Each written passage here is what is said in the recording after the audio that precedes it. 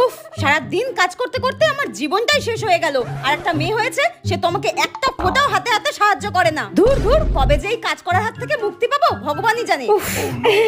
ওমা ওমা, হ্যাঁ কি হয়েছে? এই দেখো মা, আমি কি সুন্দর একটা নতুন শাড়ি কিনেছি, এই দেখো। হ্যাঁ, ও এখন বড় হয়েছিস, ইনকাম করতে শিখেছিস, তাই নিজের জিনিস নিজেই কিনতে শিখে গেছিস। হ্যাঁ রে, কই মায়ের জন্য তো কোনোদিনও কিছু নিয়ে আসিস না। কোথায় এসে বলবি মা তোমার জন্য এই জিনিসটা নিয়ে এসেছি, সেটা তো কোনোদিনও করিস না। মায়ের হাতে তো কিচ্ছু দিস না কেন রে? মায়ের হাতে তো 2 টাকা দিতে পারিস। ও তোমার 2 টাকা লাগবে? আরে আগে বলবে তো। দাঁড়াও দাঁড়াও, দিচ্ছি, দাঁড়াও দাঁড়াও। কোথায় গেল জানো?